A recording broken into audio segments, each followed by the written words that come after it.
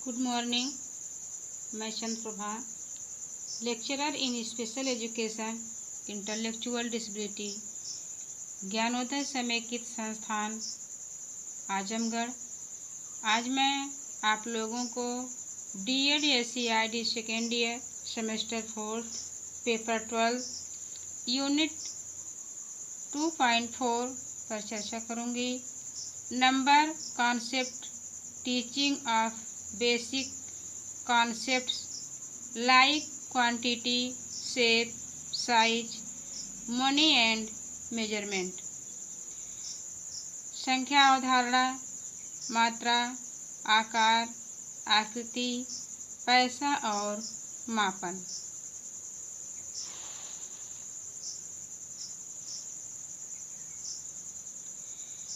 गणित एक ऐसा विषय है जिसके पाठ्य विषयों का प्रयोग मनुष्य जीवन पर्यंत करता रहता है। दैनिक जीवन के क्रियाकलाप में कहीं ना कहीं गणित विषय का प्रयोग होता रहता है। मनुष्य अपने जीवन में छोटी बड़ी, हल्का भारी, मोटा पतला, नज़दीक दूर, लंबा नाटा संकरा, चौड़ा, आकार प्रकार जैसी अनेकों क्रियाकलापों का उपयोग करता है। उपरोक्त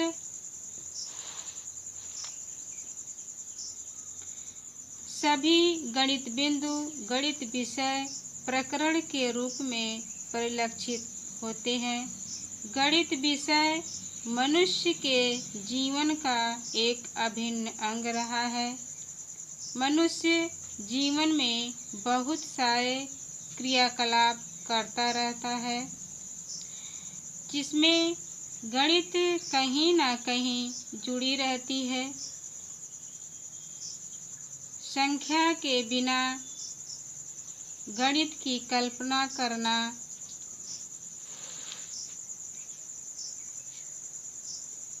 असंभव है, क्योंकि संख्या गणित के चारों तरफ घूमती है। संख्या के द्वारा ही गणित को संचालित किया जाता है।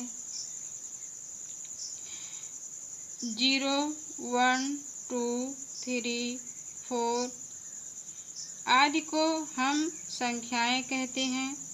संख्याओं को लिखने और संख्याओं के नामकरण को व्यवस्थित करने की प्रक्रिया को संख्या अवधारणा कहते हैं। संख्या पद्धति में हम 0 से लेकर अनंत तक की संख्याओं के बारे में पढ़ते हैं और संख्याओं के मान को समझकर संख्याओं का उपयोग करना सीखते हैं। गणित के कुछ आधारभूत क्रियाकलाप होते हैं, जैसे संख्या, जोड़, घटाना, गुणा, भाग, प्रतिशत, स्थानीय मान एवं अन्य, जिसके अभाव में गणित विषय के कार्य गणितीय रूप में करना असंभव हो जाता है।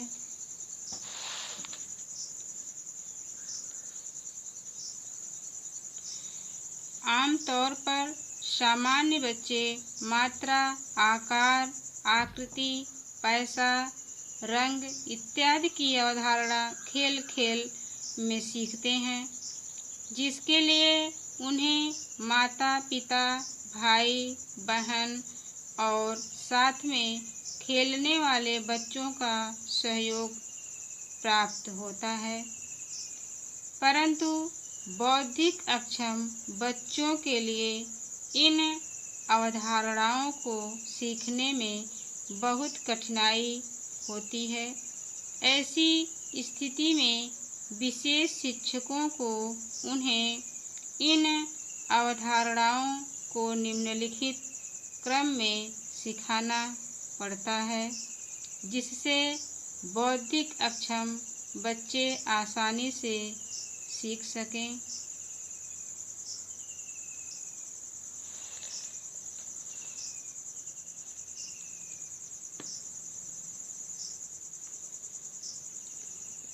मिलान करना, मैचिंग, पहचान करना, आइडेंटिफिकेशन, नाम बताना, नेमिंग, सामान्यीकरण, जनरलाइजेशन। अतः इस प्रकार बौद्धिक अक्षम बच्चों को एक समान मात्रा, आकार, आकृति, पैसा का मिलान करना सिखाया जा सकता है, फिर उसका पहचान करना और उसके बाद मात्रा, आकार, आकृति, पैसा को बताना सिखाया जाता है। जब बच्चे मिलान करना, पहचान करना, नाम बताना सीख जाते हैं तो सीखी गई जानकारी का उनसे दूसरे परिवेश में उपयोग करना सिखाया जाता है, जिसे सामान्यीकरण कहते हैं। इस तरह से बौद्धिक अक्षम बच्चे भी इन अवधारणाओं को सीख जाते हैं और अपने जीवन में उपयोग कर सकते हैं।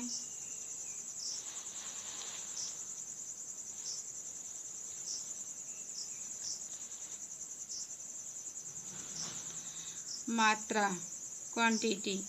गणित विषय में मात्रा का बहुत बड़ा उपयोग है, जिसके द्वारा किसी दो वस्तुओं तथा दो संख्याओं के बीच के अंतर को जाना जा सकता है।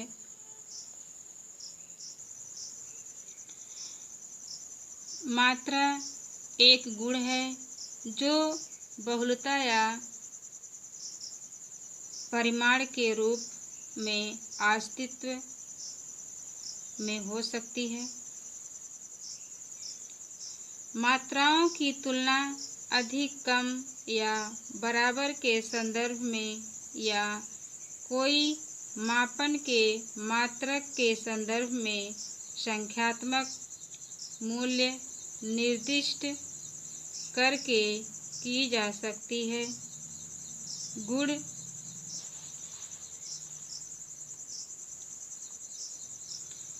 पदार्थ, परिवर्तन और संबंध के साथ साथ मात्रा चीज़ों के मूलभूत वर्गों में से एक है। कुछ मात्राएं अपने आंतरिक स्वभाव द्वारा ऐसी हैं जैसे संख्या, जबकि कुछ मात्राएं चीज़ों की अवस्थाओं, गुणों व गुणधर्मों के रूप में काम करती हैं, जैसे भारी और हल्का, लघु और महान, बहुत और कम इत्यादि। मात्रा के कुछ प्रमुख मानक हैं: मीटर, लीटर, ग्राम, किलोग्राम इत्यादि। मात्रा की अवधारणा के बारे में सीखने के लिए रचनात्मक खेल महत्वपूर्ण होता है।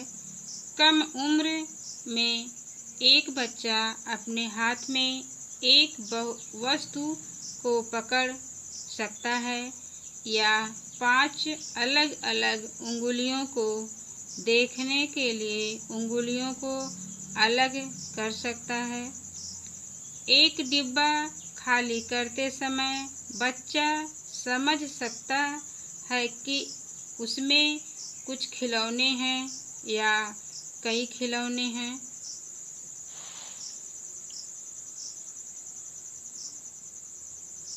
एक और 2 वर्ष की आयु के बीच एक बच्चा अपने हाथ में एक से अधिक वस्तु रखना शुरू कर देता है।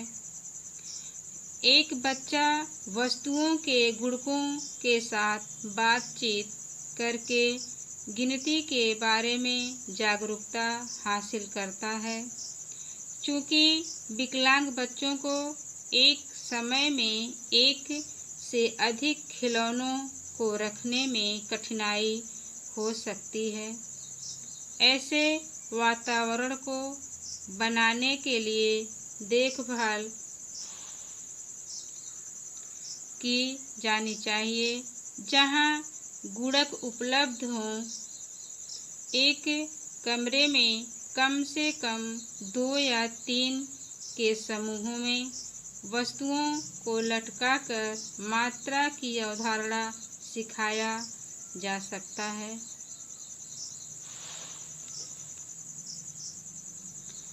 आकार। गणित विषय वस्तु में आकार का भी बड़ा महत्व है। आकार के अंतर्गत बड़ा, छोटा, लंबा, नाटा, मोटा, पतला इत्यादि आते हैं, जिसके द्वारा संख्या की आधारभूत अवधारणाओं को सीखने में सहायता मिलती है। इससे पता लगा सकते हैं कि कौन सी संख्या बड़ी है और कौन सी संख्या कितनी छोटी है, कौन सी वस्तु चौड़ी है और कौन सी वस्तु लंबी है। इसमें छोटे, बड़े, लंबा, चौड़ा की अवधारणा होती है। आकार मुख्य रूप से किसी वस्तु या व्यक्ति की लंबाई, चौड़ाई, ऊंचाई इत्यादि जो उसके लंबे, चौड़े इत्यादि होने को दर्शाता है। आकार की अवधारणा एक बच्चे की क्षमता को बड़े और छोटे, भरा और खाली, लंबे और छोटे, एक और अधिक, दूर और नज़दीक तथा पतले और मोटे सहित विभिन्न आकारों के बीच भेदभाव करने की क्षमता को संदर्भित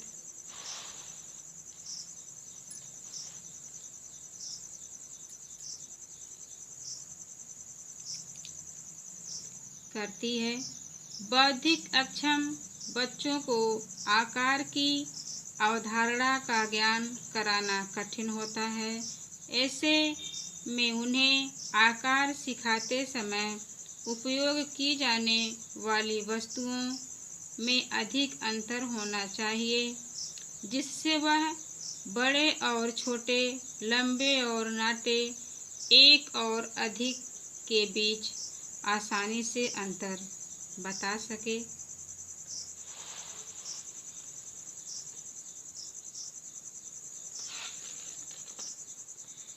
आकृति, शेप। गणित विषय के आधारभूत शिक्षण में संख्या की अवधारणा को स्पष्ट करने के लिए विभिन्न आकृतियों को शामिल किया जाता है। आकृति एक रूपरेखा है। वस्तु कैसे दिख रही है, वह आकृति है। भिन्न भिन्न वस्तु की आकृति विभिन्न प्रकार की होती हैं। उदाहरण के लिए सूर्य और पहिया वृत्त आकार की होती हैं। माचिस की डिबिया, दरवाजा आयत आकार के होती हैं। यातायात के संकेत, पिज्जा के टुकड़े की आकृति त्रिभुजाकार की होती है।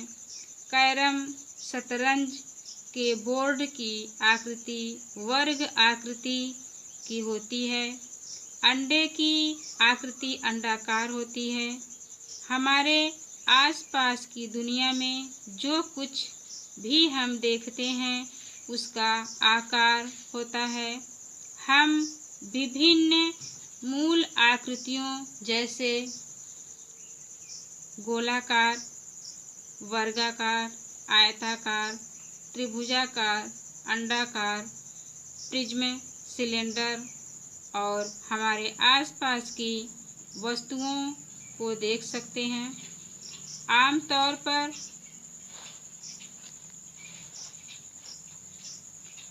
बच्चा पहले गोला बनाना सीखता है, फिर धीरे धीरे अन्य आकृतियों के विषय में सीख जाता है। यहाँ हम आकृति दर्शाए हैं: गोलाकार, वर्गाकार, आयताकार और त्रिभुजाकार।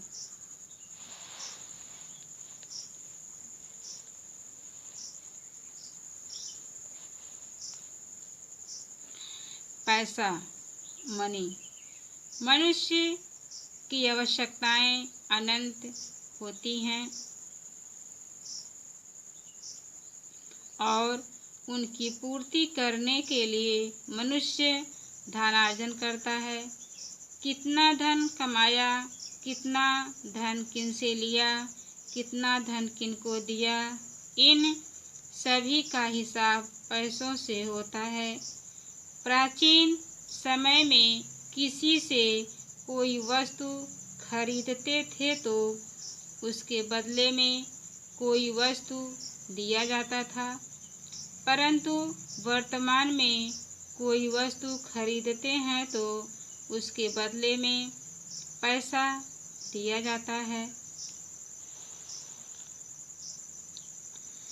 छोटी से छोटी वस्तु या बड़ी से बड़ी वस्तु उसके मूल्य के अनुसार पैसों से ही खरीदा या बेचा जाता है।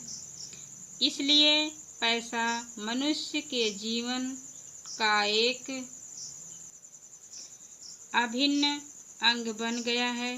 इसी कारण प्रत्येक शिक्षार्थी को पैसों की जानकारी एवं उपयोगिता के बारे में पढ़ाना आवश्यक होता है।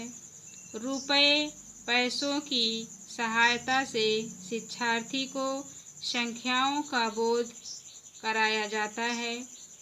गणित विषय को जानने के लिए शिक्षार्थियों को रुपये पैसों के महत्व और उपयोगिता के बारे में पढ़ाना बहुत आवश्यक होता है।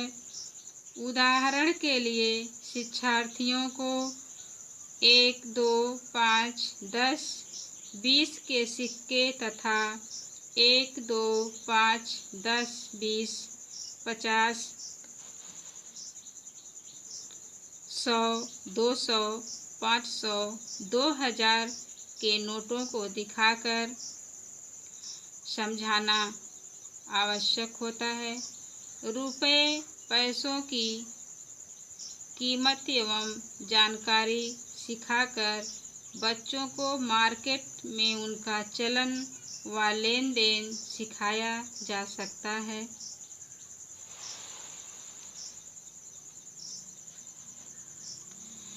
मापन, मेजरमेंट। गणित शिक्षण के कार्य में मापन प्रकरण का बहुतायत उल्लेख होता है। मापन के द्वारा किसी वस्तु की दूरी, लंबाई, चौड़ाई, मोटाई, वजन, छोटा बड़ा, हल्का भारी सभी को अंक संख्या में व्यक्त करने का कार्य किया जा सकता है। किसी दूरी को मापने के लिए मीटर या सेंटीमीटर इत्यादि का प्रयोग करते हैं, जिससे हमें एक स्थान से दूसरे स्थान की दूरी का पता चलता है। वजन को मापने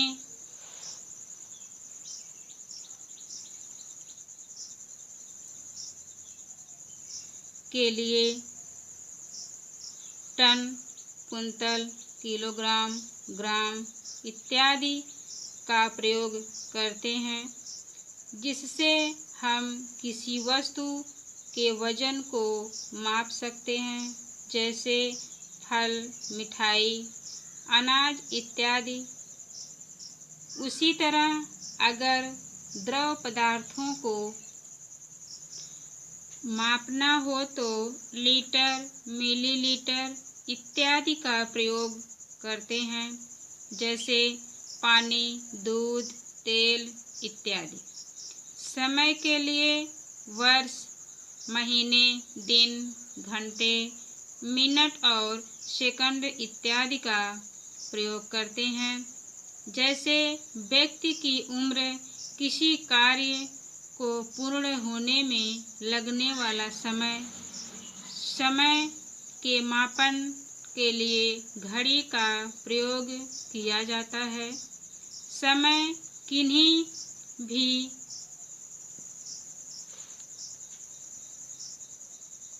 दो घटनाओं के बीच के अंतराल का मापक होता है, अथवा यह किसी घटना के पूर्व होने की अवधि को प्रदर्शित करता है। प्रकृति में ऐसी कई प्रक्रियाएं हैं, जैसे पृथ्वी का अपने अक्ष के सापेक्ष ग्रहों का पृथ्वी के चारों ओर परिक्रमण करना इत्यादि के मापन के लिए। बौद्धिक अक्षम बच्चों की बुद्धि कम होती है, इसलिए इनको आईईपी और ग्रुप टीचिंग के माध्यम से टास्क एनालिसिस करके आकार, आकृति, पैसा और मात्रा के बारे में पढ़ाया जाता है। तो आज इस ऑनलाइन टीचिंग में आप लोगों को यूनिट 2.4 संख्या अवधारणा, मात्रा, आकार, आकृति, पैसा और मापन पर चर्चा किया गया। इस टॉपिक से संबंधित कुछ प्रश्न दिए जा रहे हैं, उसका उत्तर लिखकर ग्रुप में पोस्ट करना है। प्रश्न नंबर 1, संख्या अवधारणा क्या है? विस्तार पूर्वक वर्णन करें। प्रश्न नंबर 2, बौद्धिक अक्षम बच्चों के लिए पैसा अवधारणा के महत्व का वर्णन करें। आज मैं अपना टॉपिक यहीं पर समाप्त करती हूँ।